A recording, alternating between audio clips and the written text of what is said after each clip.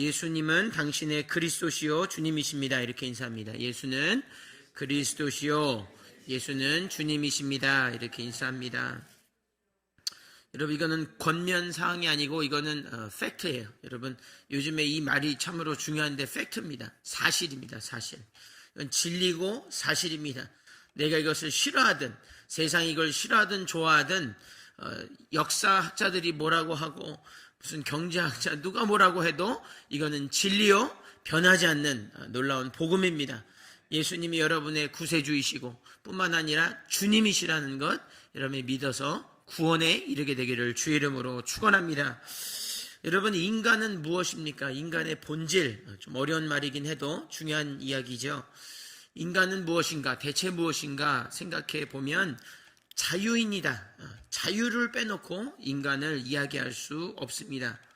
인간은 이꼴 자유라고 봐도 그는 성경적으로도 맞는 이야기예요.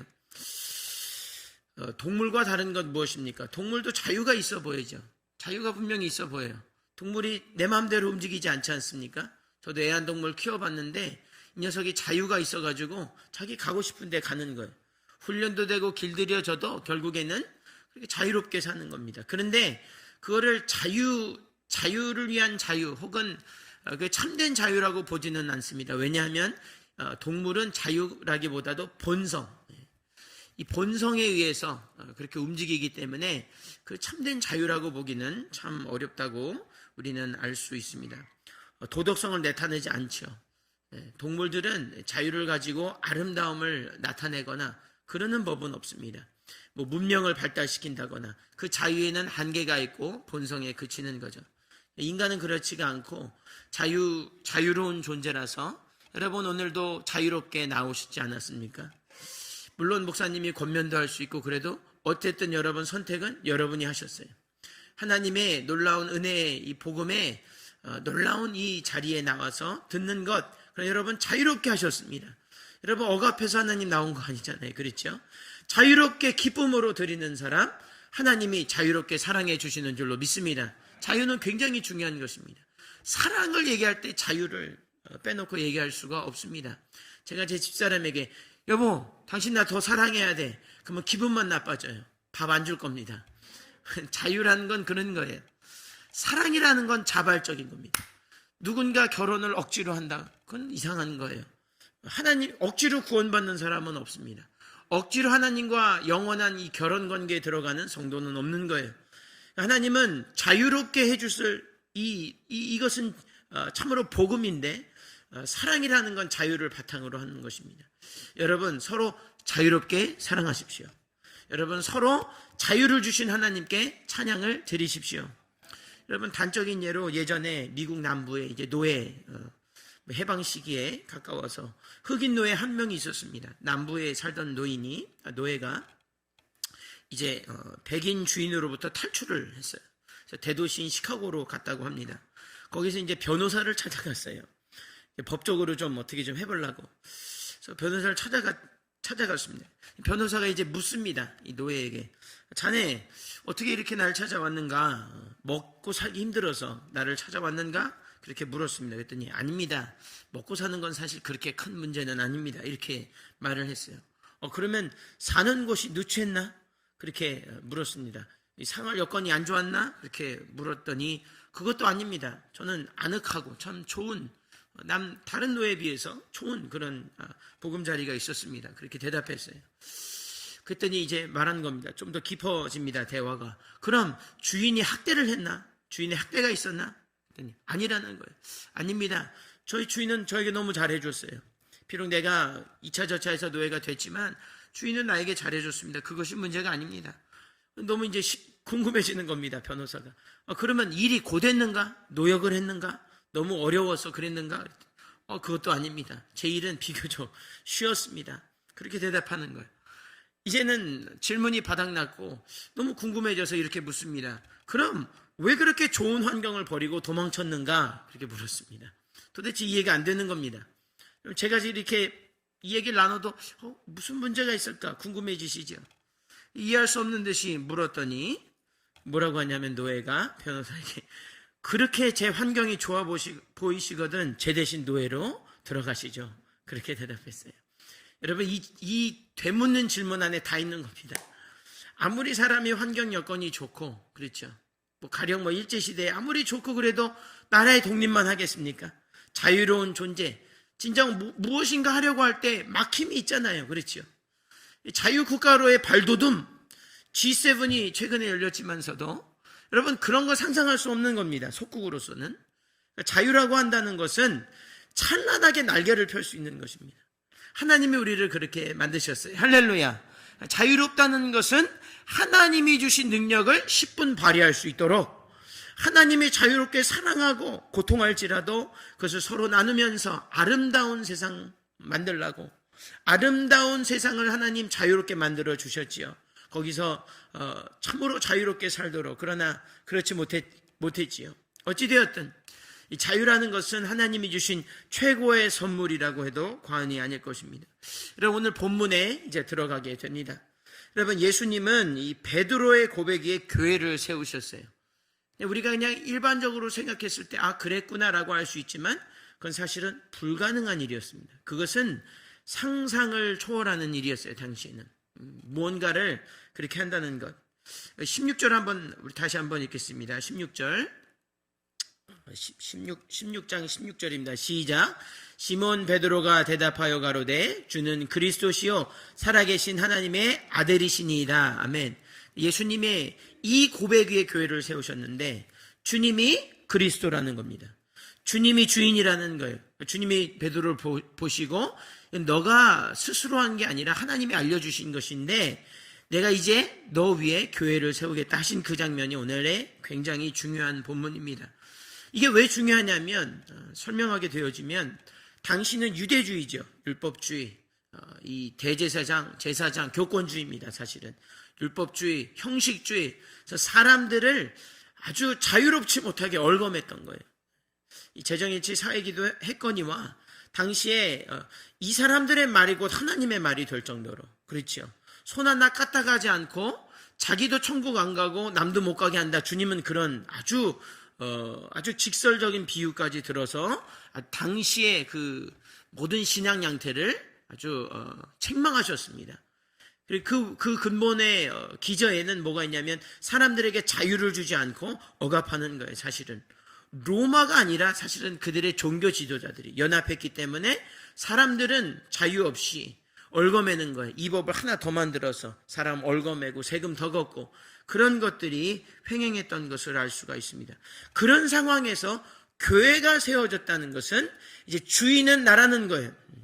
너희 그렇게 종노릇하는 것처럼 그렇게 사는 것, 너희 그거 몰랐지만 그렇게 참으로 어려운, 나라가 그렇게 더 어렵지만서도 더 어려워진 까닭은 너희들이 이렇게 종노릇하면서 사는 것, 이제 그러지 말고 내가 베드로 위에 나를 그리스도고 내가 주님이라고 네가 고백하니 내가 교회를 세워 너희를 자유케 하겠다. 할렐루야. 요한복음 8장 32절, 제가 가장 좋아하는 구절 중에 하나입니다. 진리를 알지니 진리가 너희를 어떻게 합니까? 평등케 합니까? 평화롭게 합니까? 그렇진 않아요. 그러나 자유케 하는 것입니다. 여러분, 이것이 굉장히 중요하고 지금도 여러분 지금 자유를 우리가 나누지 않습니까? 얼마나 중요한지 알 수가 없어요. 다시 한번 정리하면 당시에 첫 번째로는 율법주의와 형식주의를 종말시키는 거예요. 그리고 두 번째로 그로 인해서 생겨졌던 하나님을 대신하려던, 내가 주인이라고 말은 그렇게 하지 않는데 행태를 보니까 사람들을 종교적으로 막, 삶은 아주 피폐해지는데 종교적으로 바꿔서 아주 자유롭지 못한 그런 상태를 만드는, 그것의 종말이죠. 세 번째로는 이제 자유와 사랑이 양태되는 거예요. 하나님을 마음껏 사랑하고 이웃을 마음껏 사랑하는 것. 그렇죠. 대계명 두 가지 주님 주셨지요. 얼가매지 않고 너희 자유롭게 섬기면서 하나님을 영화롭게 하면서 너네 그렇게 종노릇하지 말고 살라고 하는 것입니다. 여러분 잘 봐야 되는 것은 뭐냐 하면, 이 사람들이 잘못 해석하는 것은 이것을 내세적인 자유라든지 아니면 이 내세에 주어지는 이 내면적인 자유뿐만 아니라 이 내세에 주어지는 자유로만 국한시키는 경우가 있어요. 그렇지 않습니다. 그러면 굉장히 abstract, 추상적인 자유에 머무르는 거예요. 그러나 예수님은 진정 자유케 하셨어요. 온 인류가 이 사망의 법, 모든 교권주의, 모든 예수님을 대신하는 권세를 다 깨뜨려 부셔주셨습니다. 세상의 모든 공산주의를 부숴주셨고, 사회주의를 부숴주셨고, 모든 노예제를 폐지되었고, 하나님 다 자유케 하시는 거예요. 할렐루야. 여러분, 그래서 우리가 지금 이렇게 자유롭게 예배 드릴 수 있게 되었습니다. 제가 오늘 이것은 굉장히 큰 주제라서 나눠야 될까 안 나눠야 될까 그렇게 고민했지만, 이것은 오늘은 또 6.25 아니겠습니까? 하나님이 우리 민족에게 자유를 주신 날이에요. 우리가 갖고 싶다고 해서 얻는 것이 자유가 아닙니다. 하나님께 달려있는 것이 그게 자유예요. 하나님께 주권이 있기 때문에 인간을 자유롭게 할 뿐만 아니라 남도 자유롭게 하는 권세가, 그런 지혜는 하나님만 가지고 계신 줄로 믿습니다.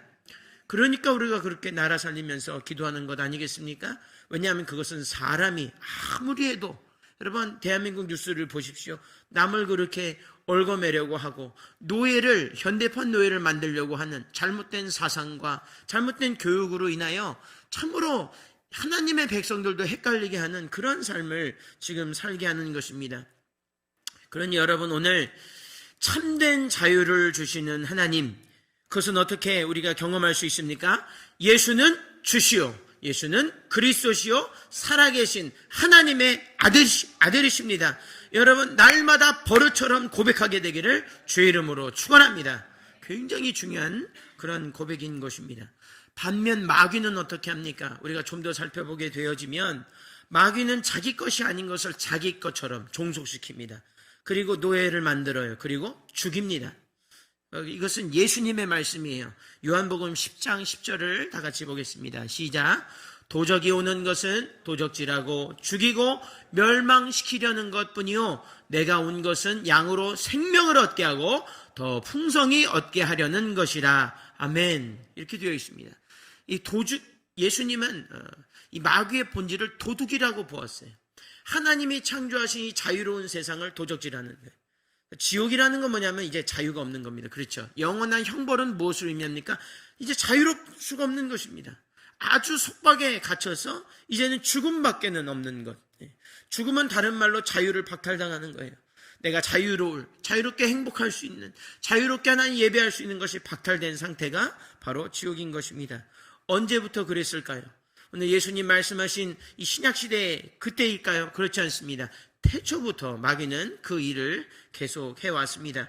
우리 창세기 3장 4절에서 5절을 보겠습니다. 시작. 뱀이 여자에게 이르되 너희가 결코 죽지 아니하리라. 너희가 그것을 먹는 날에는 너희 눈이 밝아 하나님과 같이 되어 선악을 알 줄을 하나님이 아심이니라. 아멘. 이렇게 되어 있어요. 거짓말이죠. 거짓말입니다. 거짓말하고 속이고, 그러므로 하나님의 백성을, 자유로운 하나님의 백성을 하나님으로부터 뺏어서, 그렇죠, 자기에게 종속시킬 뿐만 아니라 죽음 가운데, 그게 마귀의 본질입니다. 그것이 마귀가 그것 말고는 할 줄 아는 일이 없어요. 마귀는 언제든지 교회와 성도를 하나님으로부터 빼앗아 자유롭지 못하게 하고 어떤 사상에 갇힌다거나 하나님을 더 이상 예배할 수 없도록 죄에 예속되게. 여러분, 죄진 사람 어떻습니까? 행경 반경이 넓어집니까? 그렇지 않죠. 죄진 사람은 좁아져요. 어둠에 숨게 되는 것입니다. 참 신기하죠. 교우들과 싸울 때 어떻게 되어집니까? 교회와 싸우게 되면 어떻습니까? 예수님을 주님으로 고백한다면 예수님의 참으로 그 귀한 자녀를 내가 상처 주는 것을 어렵게 생각해야겠죠. 그렇죠? 그것이 예수는 주님이라고 하는 선포입니다. 말로만 하는 게 아니에요. 예수님은 주님이시오 그리스도라고 하는 말은 내가 성도를, 하나님의 자녀를 내가 그렇게 할 수 없다는 거예요. 그는 나에게 어렵게 하여도 내가 주님을 경외함으로, 할렐루야, 그렇게 되어지는 것입니다. 그래서 결과적으로 그거를 경시하고 나의 주님됨을 선포하게 되어져서 싸우게 되면 어떻게 됩니까? 내가 성도와 교제할 자유를 내 스스로 뺏는 거예요. 동의가 되십니까? 내 행동 반경이 자꾸 좁아지는 거예요. 다른 교회 가면 여러분 똑같습니다. 계속해서 에덴 동산에서 쫓겨나는 것과 똑같습니다. 자유롭지 않아지는 거예요. 이상하게 더 자유로울, 내 마음대로 하면 다 좋아질 것 같은데 그렇지가 않은 거예요. 자꾸 어두워지는 겁니다. 사람들은 나를 멀리하고 내가 아무리 나를 변호해도 되지 않는 것입니다. 왜 그렇습니까? 내가 주인됨을 나에게 선포하기 때문에 그렇지 않지요. 그렇게 되면 안 되겠습니다. 하나님만이 오직 주님이시오. 하나님의 그리스도 되심을 선포하면 여러분의 삶의 반경이 넓어질 줄로 믿습니다. 토렌스를 벗어나 다시 한번 좀 더 깊이 우리 나라 민족의 역사를 보기를 원합니다. 우리 한민족은 사실은 수천 년간 주인을 섬긴 것이 있어요. 그 주인은 귀신입니다. 다름 아니에요. 무속신앙은 그토록 뼛속 깊이까지 우리 민족에 들어와 있었습니다. 당연히 그러니 어떤 역사입니까? 자유롭습니까? 그렇지 않죠. 착취와 억압의 역사입니다. 역사학자들은 뭐라고 하냐면 한국의 노비는 더 나쁘다는 거예요. 왜냐하면 다른 사람들은 억지로 해서 딴 데서 다른 민족 데려가서 했다는 거예요. 물론 잘못된 일이죠. 그러나 인간된 도리가 그 정도 날았다는 거예요. 그래서 난리치고 해방운동하고 그래서 결국 해방됐지요. 근데 한민족은 어떤 사회냐면 자기들 스스로 자기 민족을, 자기 동족을 갖다가 노비를 삼은 민족이 대한민국 과거의 한민족이었습니다. 자랑할 것 없어요. 너무나 역사를 공부하게 되면 아주 낯이 부끄러워지는 아주 그러한 역사입니다. 조선시대 같은 경우에는 조선 노비 종모법이 있었습니다. 이것은 어미가 노비면 자식도 노비예요. 노비가 전체 인구, 당시에 세종대왕 당시입니다. 1000만 명의 인구가 있었다고 추산합니다. 그 중에 여러분 몇 퍼센트가 노비였을 것 같습니까? 40%예요. 여러분 상상을 초월하지 않습니까? 어떤 사람은 47%까지 얘기합니다. 1000만 명 중에 400만 명에서 470만 명이 노비였다는 거예요. 여러분, 그러면 그때 뭐 별일이 있었겠어라고 하지만 여러분 몇 명의 노비가 도망 다녔냐면 100만 명이 도망 다녔어요. 그러니 여러분 좋은 세상 아니지요. 그거는 지옥보다 더한 세상일 거예요. 여러분 10명 중에 1명이 도망 다닌 거예요. 여러분 중에 1명이, 우리 중에 1명이 10명이 있다고 치면 1명이 그런 신세고 거의 반 정도는 노비 생활을 했다는 거예요. 근데 여러분 이제 1800년도 바로 전에 무엇이 들어오기 시작하냐면 천주교를 통해서 이제 복음이 들어오기 시작합니다. 복음이 들어오니까 사람들이 이제 깨어지기 시작하는 거예요. 깨어나기 시작합니다. 자유인이 되기 시작해요. 실학자들이 이 천주교의 영향을 받아서 야, 우리가 잘못 살았구나라고 하는 것을 깨닫기 시작합니다. 할렐루야. 복음은 그런 능력이 있어요. 여러분 수천 년 동안 역사가 길다고 자랑하면 뭐합니까? 노비 생활인데. 여러분 역사가 길다고 자랑하는 것은 그거는 더 추한 거예요. 그렇죠? 길면 뭐합니까? 아름다워야 합니다. 선해야 합니다. 자유로워야 합니다. 하나님 섬겨야 돼요. 아무리 짧은 역사라도 하나님을 경외하면 그러나 자유로운 대한민국 될 수 있습니다. 여러분 이런 놀라운 이치를 알아야겠지요. 여러분 복음이 들어오면서 신학자들이 영향을 받고 사회운동들을 하게 되어집니다. 보게 되어지니까 노비법이 있잖아요. 철폐를 주장하고 그렇게 열심히 그렇게 하기 시작합니다. 여러분 제가 역사 공부하면서 좀 신기한 거를 체험하게 되는데 보게 되어지는데 1801년에 공노비를 폐지합니다. 공노비. 당시에는 공노비와 사노비가 있었어요. 공노비는 공식적인 거라 이건 깨기가 더 쉽습니다. 사실은. 사노비는 돈을 주고 아주 복잡한 관계가 있기 때문에 어찌되었든 1801년에 공노비가 폐지되는데 그것이 선교사가 한 일은 아니나 당시에 무슨 일이 있었냐면 선교사 박해가 크게 있었어요. 제가 그걸 보면서 이게 기가 막힌 일들이 있어요. 역사의 굵직한 사건들은 항상 그 같은 연도나 같은 시기에 아주 비슷한 시기에 기독교 박해가 있었어요. 하나님이 순교자의 피를 사용하신 줄로 저는 믿습니다. 여러분 그렇게 되어지는 거예요. 남은 내가 자발적으로 해서 남은 구원하나 나는 죽어진 그러니까 나의 자유와 하나님이 사람들의 자유를 바꾸시는 것을 볼 수가 있게 되어집니다. 1801년에는 공노비가 폐지되었고 시간이 지났는데 계속해서 천주교를 박해합니다. 그 당시에 또 1886년에 병인 박해가 있었어요. 굉장한 박해였죠. 양인 박해가 있었습니다. 근데 그 연도에 또 무엇이 폐지되냐면 이게 노비의 세습되는 것, 노비가 세습되는 것이 폐지됩니다. 상상할 수 없었던 일이에요. 여러분 이것을 영적으로 볼 수 있어야 되겠습니다. 그리고 갑오개혁되면서 1894년에 노비제도가 완전히 폐지되어지게 됩니다. 할렐루야. 여러분 이것은 우연의 일치라고 보기에는 하나님의 역사가 너무 세밀해요. 하나님 살아계신 줄로 믿습니다. 하나님 자유케 하시는 분인 줄로 믿습니다. 여러분 이것을 믿어야 되겠어요. 여러분 바로 그렇습니다. 이렇게 역사가 가고 바로 10년 정도 뒤에는 여러분 잘 아시는 평양장대현 부흥운동이 있었지요. 양반과 상놈의 경계가 아직 있었어요. 당시에도. 이 제도는 폐지됐지만 아직 정서도 있었고 실제로 노비제를 갖고 있는 노비를 거느리는 사람도 참 많이 있었습니다. 양반과 상놈의 경계가 어디서부터 무너졌냐면 교회 안에서부터 무너졌어요. 이것을 보게 되어지는 것입니다. 여러분 잘 아시는 이 조덕삼 장로 그리고 이자익 이 목사님 후에 목사가 됐는데 이 둘의 관계는 사실은 이자익이라고 하는 이 사람은 사실은 조덕삼 이 사람의 농노로 들어간 사람이에요. 이자익이 농노로 들어갔습니다. 어렸을 때 6, 7살 때 들어갔어요. 그래 자라났어요. 근데 복음을 조덕삼 그땐 장로가 아니었습니다. 이 조덕삼 씨가 복음을 받고 회개를 하는 거예요. 야, 내가 잘못 살았구나. 이렇게 살면 안 되지. 그렇게 하면서 이 이자익 이 사람도 이제 신자였기 때문에 둘이 같이 교회를 다니다가 이 조덕삼 씨가 이자익 씨를 지원해주기 시작하고 나중에 이자익 씨가 목사가 되어집니다. 근데 그렇게 되어질 때 개척할 때 조덕삼 장로가 자기의 노비였던 사람을 목사님으로 우대하면서 개척교회를 세워줘요. 할렐루야. 너무 멋있잖아요. 멋있다기보다도 여러분 이러한 자유를 누리게 되는 것입니다. 내가 스스로 그를 섬기게 되는 거예요. 내가 그를 스스로 사랑하여 누가 시키지 않았습니다. 예수님의 삶을 보게 되어지니까 이 삶이 진짜구나. 내가 자발적으로 그렇게 섬기게 되어지는 것입니다. 그들의 관계가 너무 아름다워지는 거예요.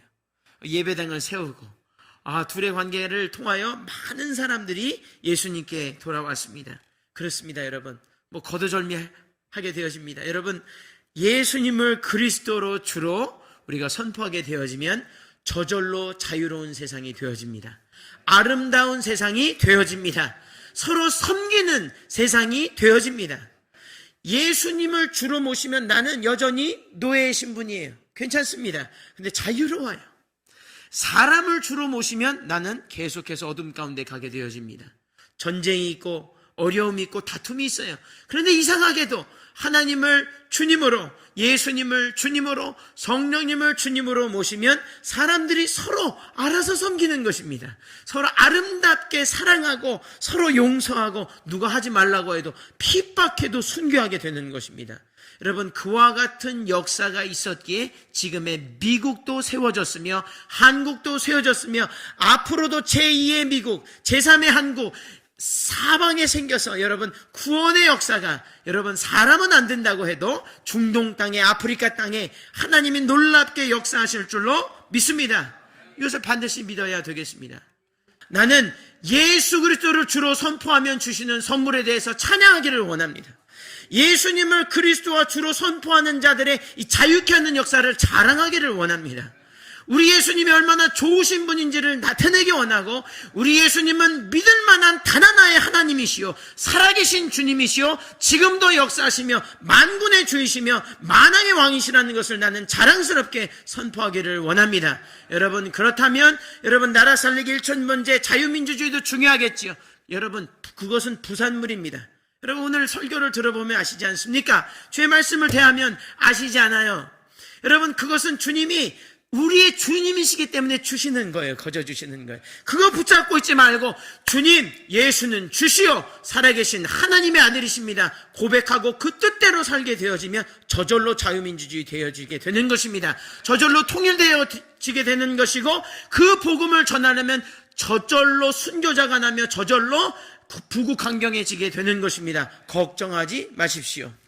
여러분 예수님은 여러분의 우리의 단 하나의 구세주시오 살아계신 하나님의 아들이시며 그리스도시요 장차 오실 메시아심을 믿고 여러분 어깨 펴시고 자유롭게 하며 아름다운 이 세상 하나님께 들려 올려드리는 저와 여러분 되기를 주의 이름으로 축원합니다.